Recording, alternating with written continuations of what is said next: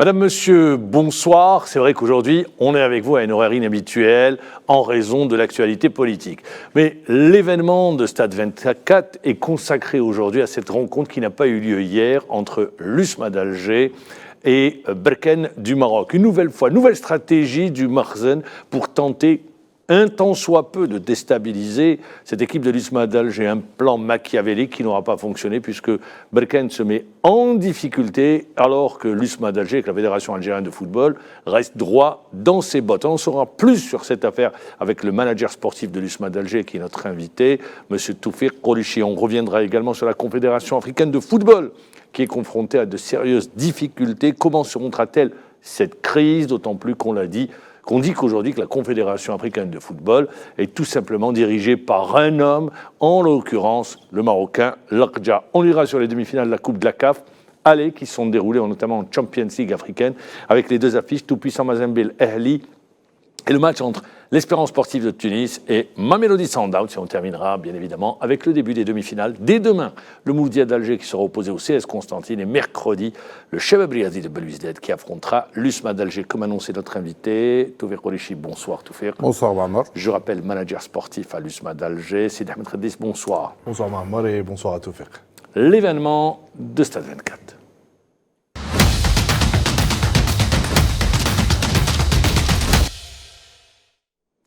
Avant de retrouver Toufiq Kolichi, on va revenir sur les conditions hier au stade du 5 juillet de cette rencontre qui n'a pas eu lieu entre l'USMA d'Alger, manche aller des demi-finales de la Coupe de la CAF, USMA d'Alger, Berkane du Maroc. Compte rendu, Sidi Ahmed Khadis. Ne doit-on pas mêler sport et politique? Ce qui devait être un simple match de football comptant pour la demi-finale allée de la Coupe de la Confédération, prévue ce dimanche 21 avril au stade du 5 juillet à Alger, entre l'USMA d'Alger et le RS Berkane n'a pas eu lieu, aux grandes dames des puristes. Le club marocain a décidé de boycotter le match. Les joueurs de Berkane ont refusé de jouer avec les tuniques mises à disposition par la Fédération algérienne et sans leur maillot officiel, non conforme au règlement de la CAF et de la FIFA, qui représente une violation des règlements de neutralité qui interdisent toute publicité sujet à un conflit d'intérêts, tout message politique, religieux et ou personnel sur les tuniques officielles. Quoi qu'il en soit, les joueurs de Garrido étaient au rendez-vous. Et pas que. Le public usmiste a aussi répondu présent. Au moment où les coéquipiers de Belhaïd ont foulé la pelouse du stade du 5 juillet, le public, comme un seul homme, scandait les 1, 2, 3, viva l'Algérie, dans une position de fierté et de patriotisme.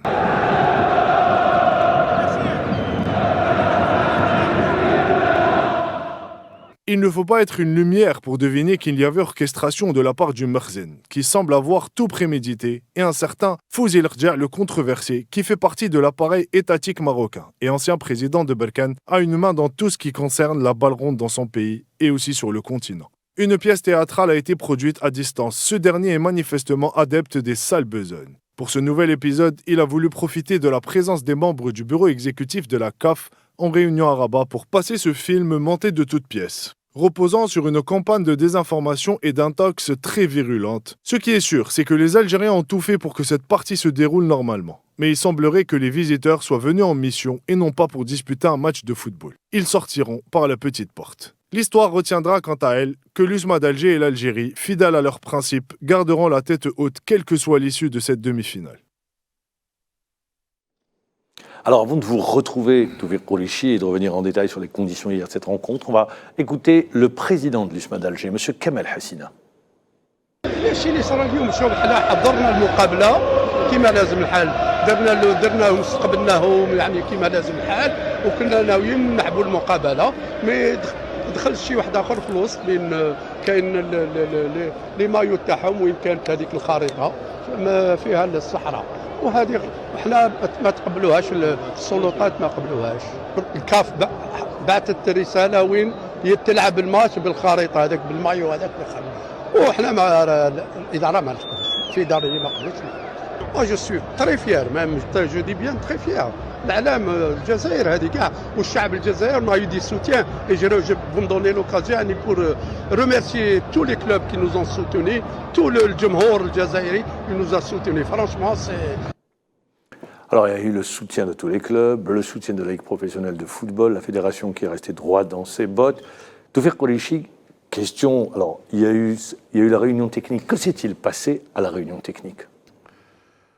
Tout d'abord, Ma'amar, je suis très désolé de vous dire que le football africain est arrivé à un niveau où on ne croit plus à la gestion de ce football et on ne croit plus aux règles de jeu qui sont, je dirais, qui sont imposées à leur façon de voir au niveau de la CAF. Je reviendrai sur la CAF. Pourquoi je vous ai posé la réunion technique? Je voudrais savoir qu'est-ce qui s'est passé. Au niveau de la réunion technique, tout d'abord, avant de la réunion technique, dès que nous avons reçu le document où ils nous informent qu'ils ont homologué les maillots de la compétition le jour du match, c'était le 14 avril. Donc nous avons informé la fédération parce que quand le contact il est fait par le biais de la fédération. Donc nous avons informé la fédération du maillot qui a été présenté dans le document où ils ont homologué,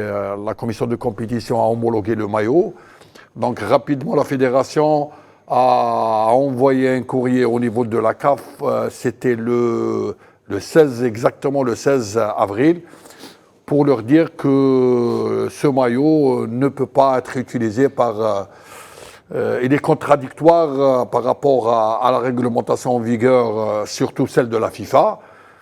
Donc ça c'était le 16 avril. Le 20 avril, le jour, c'est-à-dire de la réunion technique, exactement à 16h54, c'est-à-dire à 6 minutes du début de la réunion technique, nous avons reçu un mail du responsable de la compétition qui était présent ici au stade, nous disons que la CAF a validé, notre demande a été rejetée et par conséquent... Le maillot validé. Le maillot, il est validé.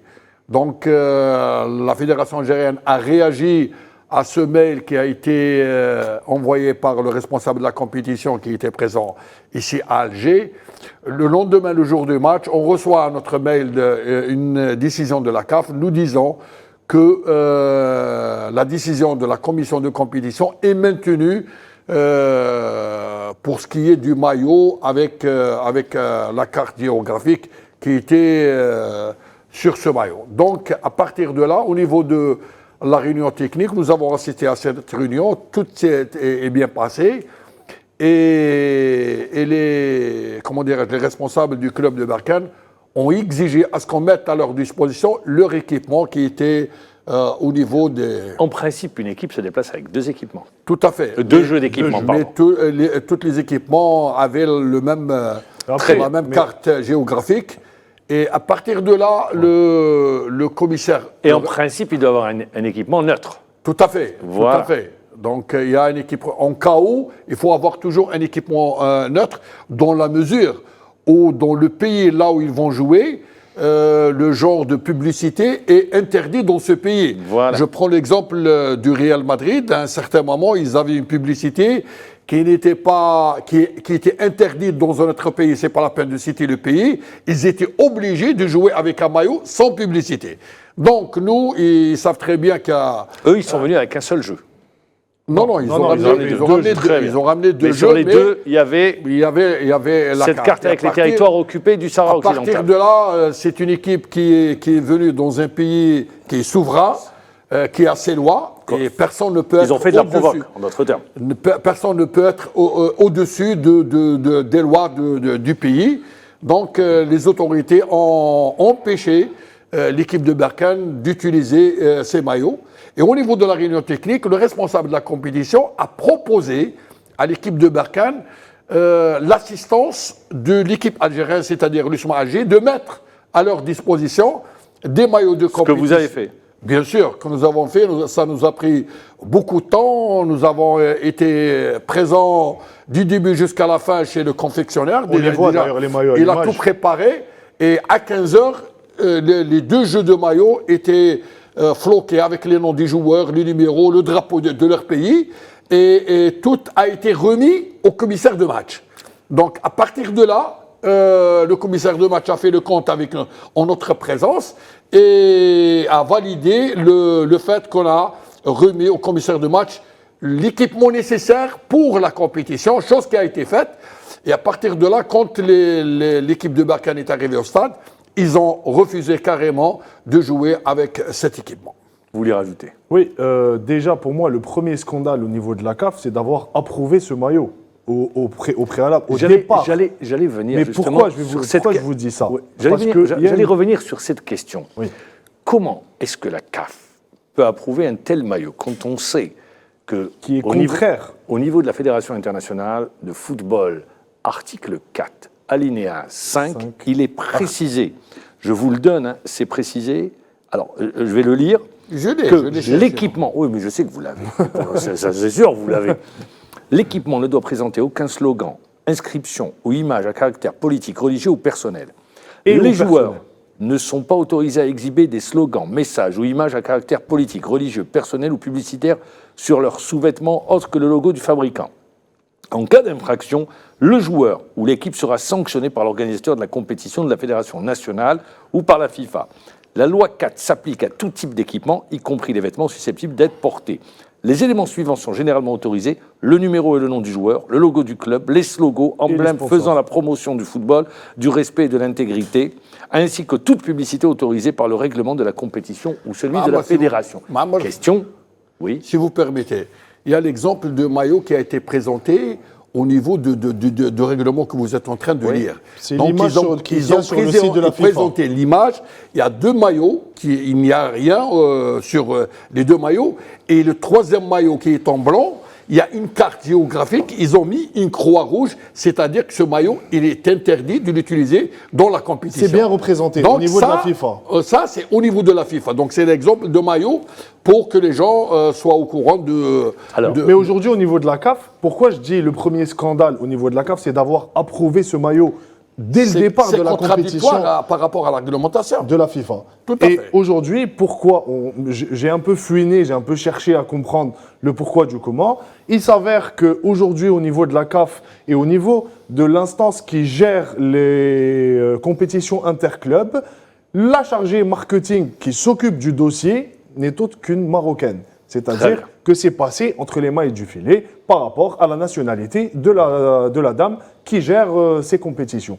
Donc aujourd'hui, c'est clair, c'est... Ouais, il faut le dire, aujourd'hui, la Confédération est sous influence marocaine. Hein. Tout à fait. Il faut le dire très simplement. Exactement. D'où ce qui s'est passé. Alors, la question, je prends l'USMA d'Alger sur cette question-là, ne peut pas saisir Bon, vous pouvez aller au tribunal arbitral des sports, mais la Fédération internationale de football n'a pas le droit de regard, puisque la CAF est affiliée. Sur les clubs, ça ne les regarde pas. Pour ce qui est de l'appel, donc il y a tout un processus à suivre et à respecter pour qu'on arrive aux différentes instances qui sont habilitées à trancher dans ces affaires de règlement. Donc nous sommes en train de préparer les dossiers nécessaires pour récupérer, si j'ose dire, nos droits en termes de participation dans Il y aura cette un match compétition. retour. Ben, je peux pas m'avancer sur ça. Le match de retour est programmé pour le 28. C'est-à-dire dimanche prochain. Et tout à fait, pour le moment... Donc vous allez en référer pour que les choses se passent rapidement, ça c'est Bien clair. sûr, nous allons référer, mais jusqu'à maintenant, nous sommes en train de nous préparer pour se déplacer et aller jouer le match. Mais nous avons demandé à ce que le match, nous avons demandé notre qualification à la finale de cette coupe, puisqu'il y a une équipe qui ne s'est pas présentée sur le terrain, en présence des responsables de la CAF, en présence du trio arbitral. Bon, beaucoup de gens ont dit que pourquoi l'arbitre ne s'est pas présenté. Maintenant, la réglementation n'oblige pas l'arbitre à aller faire le coup de sifflet Il le fait dans le vestiaire. et justifier l'absence de l'équipe adverse. Il a constaté, d'ailleurs, moi j'ai parlé avec les responsables de la CAF et en même temps avec les arbitres, ils ont constaté que l'équipe adverse n'a pas voulu aller sur le terrain pour jouer le match, chose qu'ils vont mentionner dans leur rapport. Et au niveau de la CAF... Il y a un rapport. Mais je pense que ça sera le plus déterminant dans le cas de l'USMA, c'est le rapport de l'arbitre libyen qui va être fait en Mauritanien, qui va être fait dans le cadre de l'absence de l'équipe de Berkane sur la pelouse. Il y a l'arbitre qui fait son rapport, il y a le commissaire au match qui fait son rapport, il y a le coordinateur général qui fait son rapport. Il y a le responsable de la sécurité. De la sécurité. Il y a 4 rapports. Quatre rapports, c'est-à-dire tous ces rapports pour nous sont positifs puisque nous avons réuni toutes les conditions pour que l'équipe de Berkane, c'est une équipe qui a été prise en charge depuis l'aéroport jusqu'à l'hôtel. À l'aéroport, tout s'était bien passé. Tout s'est bien passé. Bon, ils ont été accueillis avec des fleurs. Tout à fait. Il faut que j'explique une chose, c'est que les joueurs ont finalisé leur, comment dirais-je, le truc administratif au niveau de l'aéroport. Ils sont même sortis au niveau de... Ils ont accédé au bus et à partir de là, quand les dirigeants n'ont pas voulu sortir de l'aéroport, qu'ils ont fait venir... les joueurs sont retournés carrément au niveau de l'aéroport. Ils sont restés pour réclamer. Donc, le processus du contrôle administratif a été fait par les policiers et les douanes algériennes, mais ils sont restés là-bas pour exiger la récupération de leur équipement qui a été saisi par les autorités algériennes. Ils ont vu, moi à titre d'exemple, moi en tant qu'Algérien, à certains moments, ils m'ont saisi des trucs qui étaient interdits. J'ai ramené avec moi une paire de jumelles et c'est interdit de rentrer avec des paires sans autorisation. Les paires de jumelles ont été saisies et pourtant je suis un Algérien et je suis sur le sol algérien. Donc il y a une réglementation en vigueur qui doit être respectée par les Algériens et aussi les étrangers. Pour moi, Ma'ammar, de tout ce que dit Tawfiq, la pièce théâtrale a commencé déjà au niveau de l'aéroport. Je vais vous dire pourquoi. Au niveau de l'aéroport, ce qui s'est passé ce jour-là, j'ai tout de suite compris que le match n'allait pas avoir lieu. Vous allez nous le dire. Je vais vous le dire. Je ne connais aucun entraîneur au monde, ni aucun joueur qui s'apprête à disputer une demi-finale de Coupe d'Afrique 24 heures après, qui puisse rester à l'aéroport de midi jusqu'à 20h ou 21h. C'est impensable. Aucun entraîneur au monde n'aurait accepté ça. Il savait d'ores et déjà qu'il n'allait pas jouer. Parce que tous les j'ai eu des échos, parce qu'ils étaient c'est une équipe qui s'est entraînée la veille du match. Justement. Ils ont fait leur séance. Et ils ont raté leur entraînement le jour où ils sont arrivés. Ils avaient un entraînement de prévu à 17h30. C'est ça. Ils ont raté leur entraînement, ils sont restés à l'aéroport. Ensuite, pour faire du cinéma et faire des étirements dans une salle à l'aéroport, pour moi, c'est là où la supercherie a commencé. Aucun entraîneur, parce que la douane algérienne avait dit et avait ordonné aux dirigeants de Berkane de rentrer à l'hôtel avec les joueurs et ensuite, leur équipement leur sera rendu. Chose qu'ils n'ont pas voulu. Ils ont dit, on reste ici tant que l'équipement ne nous a pas été rendu. D'ailleurs, on est en pleine provoque, quoi. Exactement. On est resté en pleine provocation alors que l'État algérien leur a proposé de prendre les joueurs et de rentrer à l'hôtel, se reposer, préparer le match. Eux n'ont pas voulu. Et personnellement, pour avoir joué des matchs comme ça, pour m'être déplacé en Afrique ou ailleurs, je pense que de là, la pièce théâtrale a commencé. Et souvent, l'aéroport est un lieu où on veut faire du cinéma à tout va. Franchement, l'entraîneur, quand vous lui dites, vous restez 10 heures à l'aéroport à attendre l'équipement, je pense que n'importe quel entraîneur aurait dit non et je rentre à l'hôtel, je prépare mon match et tout ce qui arrivera ensuite et tout ce qui en découdra sur les plans administratifs, ce n'est pas mon problème. Alors, ça, on l'a vu, c'est prémédité de venir avec une carte du Maroc avec les territoires annexés du Sahara occidental, c'est de la provocation, notamment envers l'Algérie, quand on connaît la position algérienne sur la question du Sahara occidental, où tout simplement l'Algérie, on l'a dit, on l'a répété, est pour l'autodétermination, le respect des libertés des peuples et l'autodétermination du peuple sahraoui. C'est vraiment faire de la provoque. Alors moi, je vais revenir sur un aspect. Les joueurs de l'USMA d'Alger, est-ce qu'ils ont été affectés ou pas par tout ce qui s'est passé? Parce que comment les maintenir en dehors de tout ce qui se passe? Vous savez maintenant qu'à travers les réseaux sociaux, tout se dit... rien ne peut se cacher. Apparemment, réseaux sociaux, télé, radio, ils ont tout suivi. Nous nous sommes adressés aux joueurs et on leur a dit jusqu'à la dernière minute que c'est un scénario qui est préparé pour vous faire sortir carrément du match. Donc il faut rester concentré parce que le match, il va se dérouler dans l'heure qui est prévue et dans le lieu, c'est-à-dire au niveau du stade du 5 juillet.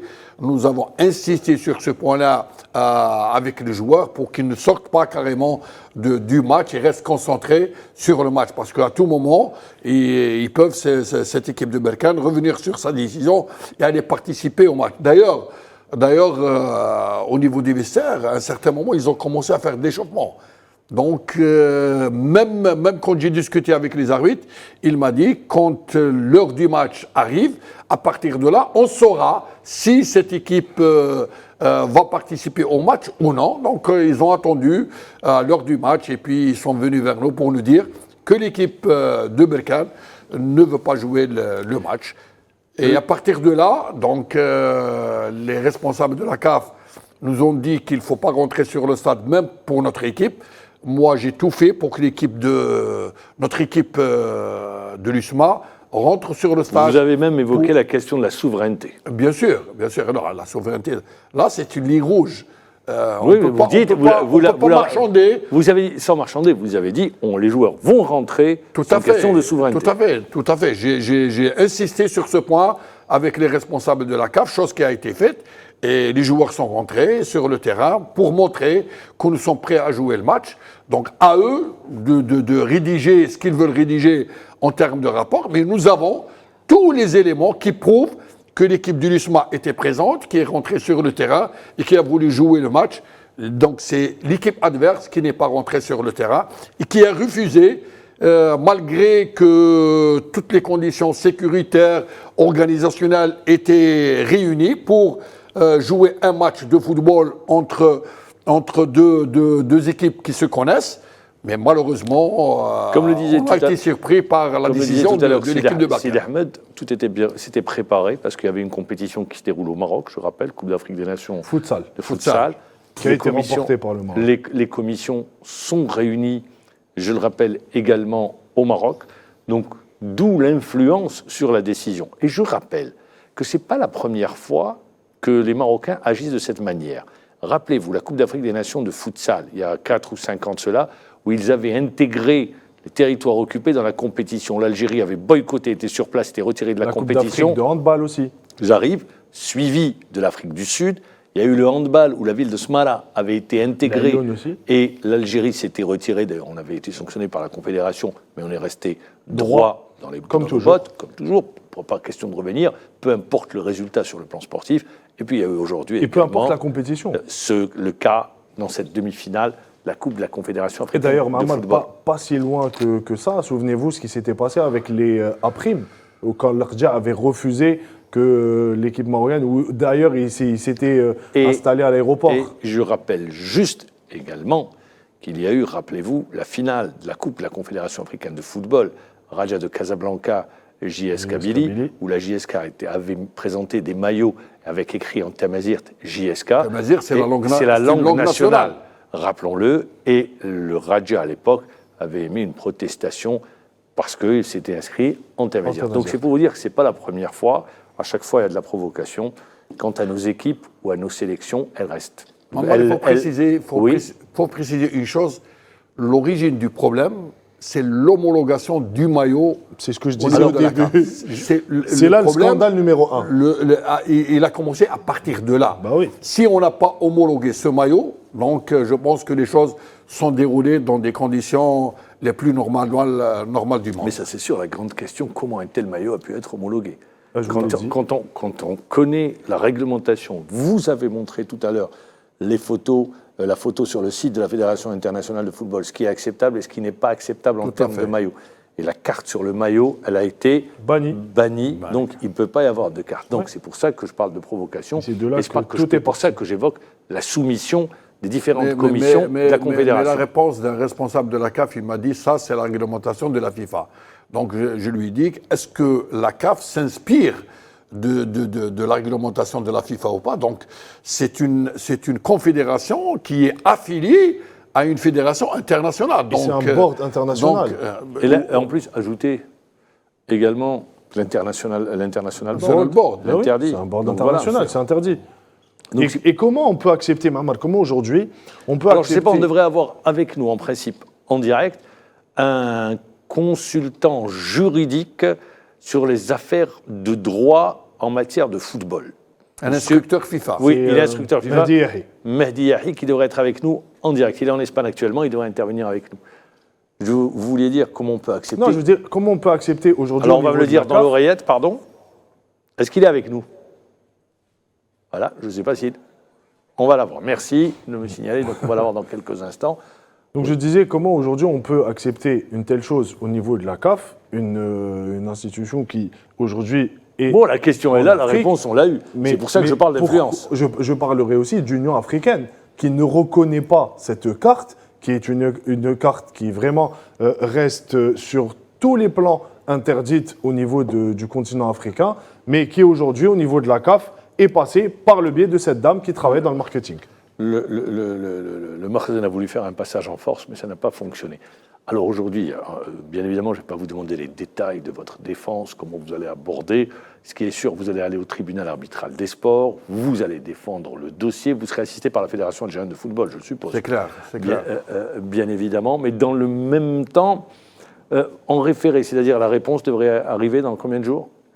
On attend en principe dans les 5 jours, mais le plus tôt possible sera pour nous. Parce que est-ce que ça veut dire, en attendant la réponse, le match retour est suspendu? Est-ce que ça suspend le match retour? Pour le moment, nous n'avons aucune information dans ce sens-là, mais nous sommes en train de préparer tout un dossier et en même temps, nous préparons notre déplacement à Berkane. C'est que vous devez faire par vol spécial. Hein, Bien sûr, par vol spécial, comme ils l'ont fait, parce qu'on s'est mis d'accord sur la réciprocité, qu'eux, ils ont pris un vol de Oujda direct, et nous aussi, on fera la même chose. Alors, justement, vous avez posé, et c'est la question du jour, elle arrive tout de suite, la question du jour.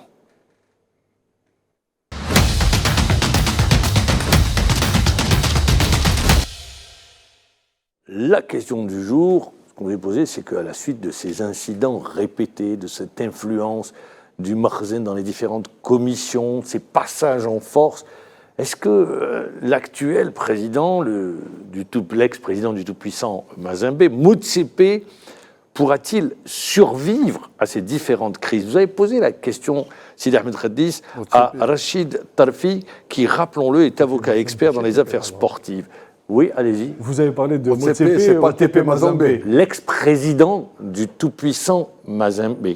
C'est ce que j'ai... Du Mamelodi Sundowns, pardon. Merci. Merci, je ne sais pas pourquoi j'étais sur le tout-puissant Mazembe. On va y arriver sur le tout-puissant Mazembe. On va y arriver. De Mamelodi Sundowns, bien évidemment, vous avez raison de corriger. Donc, vous avez posé la question à M. Rachid Tarfi, qui est avocat expert dans les affaires sportives. Écoutez sa réponse. La Confédération africaine de football va d'abord reprendre ses décisions en se basant sur les rapports des arbitres ainsi que sur le rapport établi par le commissaire de match qui ont été transmis hier soir au siège de la CAF en Égypte. La décision finale sera prise en se référant au rapport des arbitres sur le plan juridique. L'USMA est déclaré vainqueur par un score de 3-0.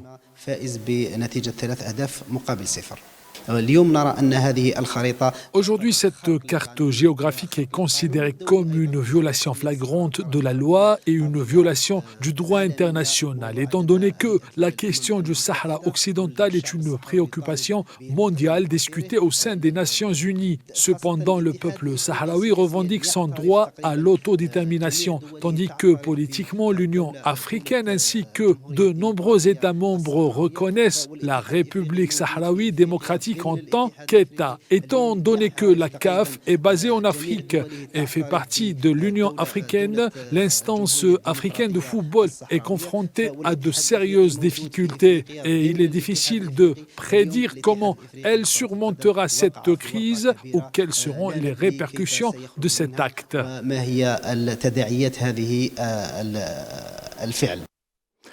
Alors voilà, ça c'était la réponse de Rachid Tarfi, qui est avocat et expert dans les affaires sportives. Alors également avec nous, à partir d'Espagne, on a avec nous Mehdi Yahi, qui est consultant juridique sur les affaires dans le droit du football. Bonsoir Mehdi. Bonsoir Maman, bonsoir tout le monde. Alors justement, Salutations. merci, on profite de votre présence. La question aujourd'hui, quelle suite, quels peuvent être les arguments que pourrait présenter l'USMA d'Alger? Je pense qu'en matière de réglementation et de statut de la FIFA, c'est très clair. Donc aujourd'hui, la FIFA exige, de par ce statut, la neutralité et la non-discrimination des pays de conception politique. Donc aujourd'hui, la CAF aussi est confédération, étant donné statutairement parlant, qui est membre de la FIFA, elle a l'obligation de respecter et de faire respecter au niveau des associations membres hiérarchiquement, donc ce principe de neutralité politique. Et c'est pas aujourd'hui à la Confédération africaine de football qu'on va aussi lui apprendre donc l'histoire du Sahara occidental et donc du message sur le maillot donc de l'équipe Berkane. Donc aujourd'hui, je pense que sur la réglementation de la FIFA, donc l'IFAB a été très clair. Donc c'est la haute instance qui a promulgué les lois du jeu et en matière d'équipement de joueurs, donc elle est très claire et nette et précise. Donc la FIFA est partie dans ce sens pour renforcer son principe de neutralité politique et que aujourd'hui l'IFAB, de par l'article 4 et son alinéa 5, interdit tout slogan politique, donc slogan caractère politique, donc au niveau des maillots et des équipements. Donc en juin dernier, le Conseil de la FIFA a renforcé donc ce principe de neutralité politique et de discrimination par une résolution donc qui interdit tout dessin donc d'un pays ou d'un territoire donc, sur les maillots ou autres équipements. Donc elle a été vraiment vers la profondeur sur donc le renforcement de ce principe-là. Donc aujourd'hui, au niveau de la CAF, il y a une commission d'organisation des compétitions interclubs, donc qui avait homologué au départ cet équipement, ce dessin donc contenant ce slogan politique et cette carte géographique, donc cette carte du territoire, et du coup il y a une infraction par rapport déjà aux réglementations de la FIFA. Donc aujourd'hui aussi, il faudrait signaler aussi et apporter comme renfort que la CAF, de par les lois d'organisation des compétitions interclubs, elle oblige le club visiteur donc d'avoir un deuxième maillot d'équipement sans aucune publicité, donc vierge de toute publicité. Ce qui veut dire que le club de Berkane avait l'obligation d'avoir une deuxième tenue vierge de toute publicité qui n'aurait pas donc qui lui aurait permis de jouer donc le match d'hier le plus normalement du monde. Et en plus de ça, c'est que on se pose la question aujourd'hui. Donc quels critères la CAF avait homologué? C'est la question, vous revenez Mehdi Yahi, à la question qu'on se posait au début, comment est-ce que la CAF peut homologuer un tel maillot? Est-ce qu'aujourd'hui également la CAF n'est pas en train d'entamer sa crédibilité et de perdre cette crédibilité? Moi je vais aller plus loin. C'est que avec l'autorisation qui a été notifiée déjà de la part de la commission d'organisation des compétitions interclubs, en permettant et autorisant le club à jouer avec un maillot portant la carte et le territoire d'un pays, et donc en insinuant un slogan à caractère total et purement politique, donc elle a aujourd'hui affirmé qu'elle est donc elle est tout à fait à l'opposé, en contradiction avec l'application de la réglementation. Et aujourd'hui, les critères de sélection restent entre parenthèses, pas clairs. Et aussi, donc il y a la forme aussi. Donc je profite pour attirer l'attention, c'est que il y a la forme du rejet du recours qui est très très important de dire. C'est que un recours, quand il est rejeté par la commission d'appel, doit être motivé. Donc il y a le motif du rejet, soit donc par la forme ou par le fond. Donc il y avait un rejet. Donc c'était des décisions unilatérales qui ont été prises, et je pense préméditées et surtout calculées. Donc il n'y avait aucun motif ni de rejeter l'appel, ni d'autoriser par rapport à toute la réglementation qu'on avait vue et qu'on avait citée, et les statuts de la FIFA et les réglementations en matière des lois de jeu, qui sont donc en totale contradiction avec les différents. Et je terminerai par cette question. Il y a des précédents à Bouteflika. Il y a le précédent à Bouteflika sur son maillot l'inscription. Il y avait sur son maillot une inscription. Il y a le président. Il y a le précédent. Il y avait un précédent à Bouteflika, le joueur égyptien. Bouteflika. Oui, bien sûr. Mais bien sûr, non.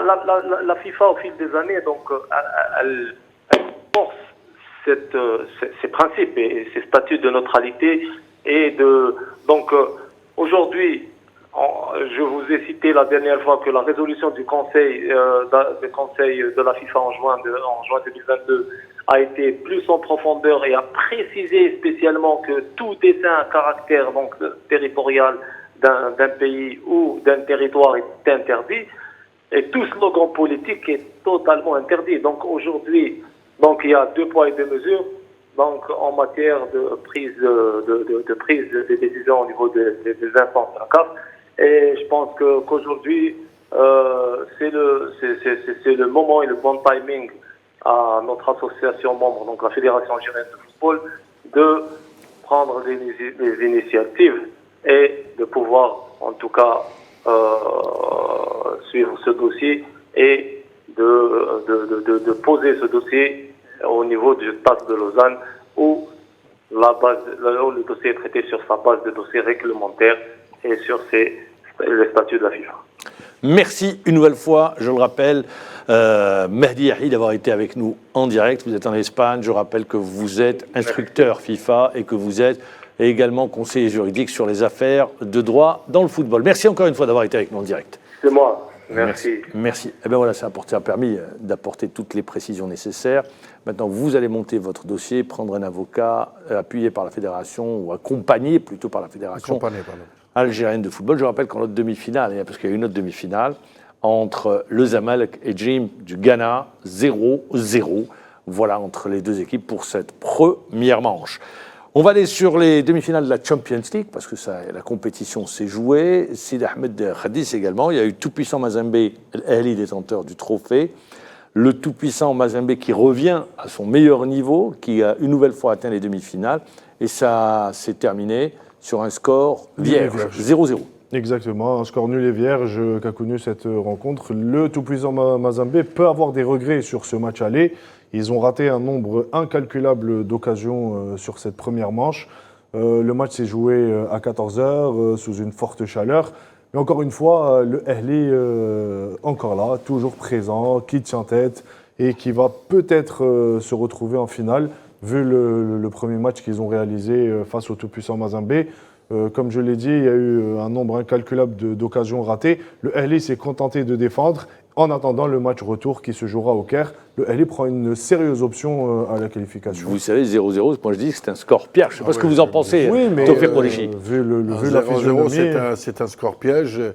Et je pense qu'à ce niveau de la compétition, je pense que le niveau est presque les deux équipes sont du même niveau. C'est vrai, chaque équipe a son style de jeu, mais tout est possible, que ce soit à domicile ou à l'extérieur. Après, face à 80 000 spectateurs au Cairo Stadium, ça va être difficile pour le TP Mazembe. 0-0, de toute façon, rien n'est encore fait. Moi, je dis que c'est le score piège par excellence, mais quand on connaît, comme dirait l'autre, l'expérience du Ahli. L'expérience, mais c'est l'équipe du siècle sur le continent.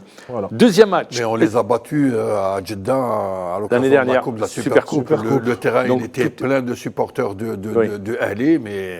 Sur un match, tout peut arriver. Sur un match. Bien sûr. Et puis, il y a la deuxième demi-finale, c'est l'Espérance. L'Espérance, même si elle n'est pas au mieux, cette équipe de l'Espérance, mais elle répond toujours présent face aux Brésiliens du continent, Mamelodi Sundowns. Ah mais qu'est-ce qu'elle a été rude et difficile cette partie, et surtout en deuxième mi-temps pour l'Espérance. L'Espérance avec 2 Algériens titulaires pour Je ce rappelle match. victoire. Hein. Oui, victoire 1-0, 2 Algériens titulaires, Racha et Tougaï. Tougaï, auteur d'un match exceptionnel avec l'Espérance. Racha qui a failli inscrire le but, on le voit sur les images, qui a été sorti sur sa ligne.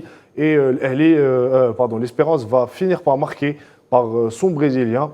C'est un but en 2 temps. La première occasion a été ratée, la seconde va au fond. Et encore une fois, en seconde période, l'Espérance a eu toutes les peines du monde à contenir cette équipe de Sundowns. Sundowns a raté vraiment l'occasion de revenir au score sur la deuxième mi-temps. Je pense que la deuxième manche va nous offrir une belle partie. Voilà, 1-0. Vous pensez que c'est un score suffisant pour se qualifier? Non, ce n'est pas suffisant à 1-0. Donc, je pense que les 2 équipes, que ce soit celle du Taraji ou celle du Mamelodi, c'est des équipes qui ont acquis une très grande expérience à ce niveau de la compétition. Donc, je pense que c'est des équipes qui sont capables de bien gérer leur match, que ce soit à domicile ou en dehors de leur terrain. Donc, tout reste possible pour les 2 équipes. Et on terminera avec des hauts et des bas consacrés à la Coupe d'Algérie.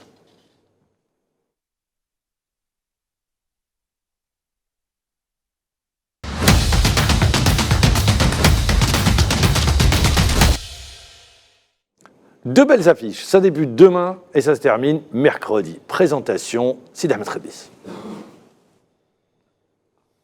Le tirage au sort des demi-finales de la Coupe d'Algérie Mobilis 2024, effectué mercredi dernier, nous a réservé de très belles affiches. Le Mouloudia d'Alger, solide leader du championnat et qui réalise une belle saison, veut croire au doublé. Facile vainqueur du Wydad de Tlemcen au tour précédent sur le score de 2-0, a hérité du CS Constantine, tombeur de l'ES Ben Aknoun en quart de finale après la séance de tir au but, qui a vu le gardien Bouhel Faya s'illustrer pour offrir la qualification à son équipe. Une belle affiche sur le papier qui se jouera malheureusement à huis clos au stade Miloud Hedfi à Oran. Étrange décision quand même lorsqu'on sait que les oppositions entre les 2 formations en championnat se sont déroulées en présence du public et il n'y a eu aucun débordement à signaler. Tant pis pour le spectacle. Dans l'autre affiche, le derby algérois qui mettra aux prises le CR Belouizdad qui ne lui reste que la Coupe d'Algérie pour sauver sa saison et ne pas sortir bredouille après s'être fait distancer en championnat et éliminé en Ligue des Champions. Le Chabab mise tout sur Dame Coupe pour faire oublier les désillusions du passé et redonner le sourire à ses supporters. Le CRB a eu chaud en quart de finale et s'est qualifié au tir au but face à l'ES Mostaganem, leader de la Ligue 2. Le Chabab affrontera une équipe de l'USMA d'Alger au calendrier marathonien pour cette fin de saison, mais qui ne voudra rien lâcher et jouera ses chances pleinement en véritable spécialiste de la compétition. Ce qui nous promet un très beau match qu'abritera le stade Nelson Mandela à Baraki ce mercredi en présence des 2 galeries, spectacle garanti pour une place en finale de la Coupe d'Algérie. Voilà donc pour les 2 affiches. Je reviendrai sur une affiche qui vous concerne, puisque vous êtes manager sportif de l'USMA d'Alger. Comment est-ce qu'on arrive entre ce match qui n'a pas eu lieu face à Berkane, préparer la demi-finale, ce match de Coupe d'Algérie au milieu? Comment on arrive à le gérer? Je pense que nos joueurs, quand on arrive à un certain niveau de compétition, la concentration elle est de plus en plus importante. Et je pense que les joueurs n'ont pas besoin beaucoup plus de motivation. Arriver à ce stade de la compétition, lui-même est Il est compétiteur. source de motivation pour les joueurs. Donc, par rapport au match précédent avec l'équipe de Berkane, on arrive à tourner la page? Bien sûr qu'on a tourné la page. Donc, on a discuté avec les joueurs. Et les joueurs, la plupart ont acquis une expérience à ce niveau de la compétition. Il ne faut pas oublier que l'année passée, les joueurs ont connu beaucoup de succès, si j'ose dire, au niveau de l'USMA. Et cette expérience leur servira pour les matchs à venir en demi-finale de Coupe d'Algérie ou la suite de la Coupe de la CAF. 3 habitués à la Coupe d'Algérie.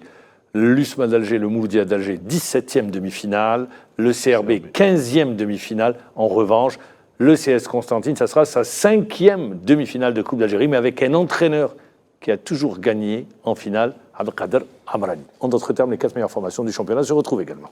Et c'est une première, je pense, dans le championnat national. Les 4 premiers au classement du championnat sont en demi-finale de Coupe d'Algérie, ce qui nous promet de belles affiches. Malheureusement, le match, comme je l'ai dit, Mouloudia CSC, se jouera à huis clos. C'est vraiment Dommage pour le Il y a spectacle. trop de tensions entre les deux formations. J'espère que ça se réglera un jour et le plus rapidement possible. Ce serait pour le mieux. Et je rappelle également, demain on aura le premier finaliste de la Coupe d'Algérie. Le match est programmé à 21h. Les deux matchs sont programmés à 21h. On arrive à la fin de l'émission. On vous souhaite bon vent. Eh bien, vous l'avez vu hier, soutien de tous les clubs d'Algérie, de la Ligue professionnelle. Vous me donnez l'occasion de remercier tous les clubs qui nous ont soutenus, tout le peuple algérien, parce que hier, c'était une question de souveraineté nationale.